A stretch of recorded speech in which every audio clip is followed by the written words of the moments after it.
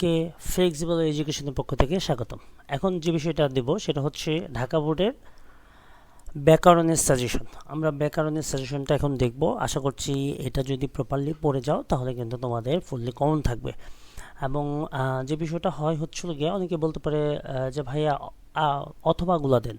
আসলে অথবাগুলোতে কিছু একটা মানে একটা প্রবলেম হচ্ছিল গিয়া, যদি তুমি একটু বানানে মিস্টেক করো, দন্তান্নর পরিবর্তে যদি মূর্ধন্য দিয়ে দাও বা মূর্ধন্যর পরিবর্তে যদি দন্তান্ন দিয়ে দাও, সেক্ষেত্রে কিন্তু তোমার মার্কটা কাটা যাবে। তো এইটাতে আর কি নিশ্চিত মার্ক পাবা। আর ওইটাতে যদি কনফিডেন্স থাকে অবশ্যই তুমি ওইটা দিবা, এবং আমি চেষ্টা করছি ওইটার সাজেশনটা প্রিপেয়ার করার জন্য। ঠিক আছে, কিছু সময় ধরে আমার সাথে থাকলে, আমার চ্যানেলটাকে সাবস্ক্রাইব করে রাখলে অবশ্যই ওইটার সাজেশন তোমরা পেয়ে যাবা।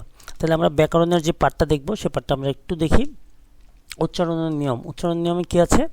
বাংলা এ ধ্বনি উচ্চারণের 5টি নিয়ম। 5টি নিয়ম লিখলে কিন্তু তুমি প্রপারলি অ্যান্সার করতে পারবা। ফুল মার্ক কিন্তু তোমাকে 5টা নিয়ম লিখলে কিন্তু ফুল মার্ক দেবে। এখানে মানে সৃজনশীল প্রশ্ন মতো না যে তুমি লিখলে 2 মার্ক 3 মার্ক দেবে, এরকম না, কিন্তু ফুল মার্ক দেবে এখানে।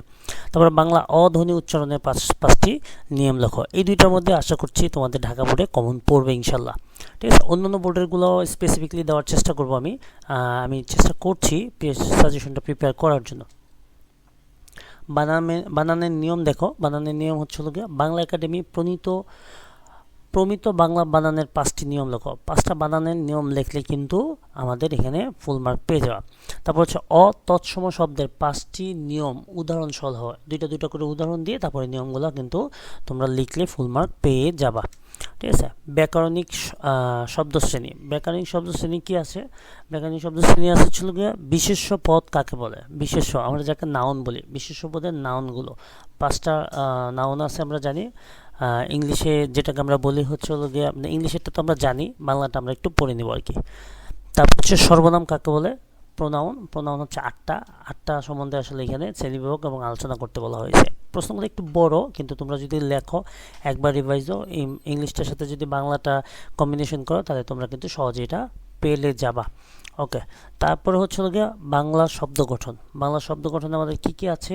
উপসর্গে অর্থবাচকতা নেই, কিন্তু অর্থদ্যোতকতা আছে আলোচনা করা। এটা প্রচুর পরিমাণে আসছে বোর্ডে, তো তোমরা এখান থেকে এটা প্রায় চেষ্টা করবে লেখার জন্য বা মুখস্থ করে একদম লেখার জন্য।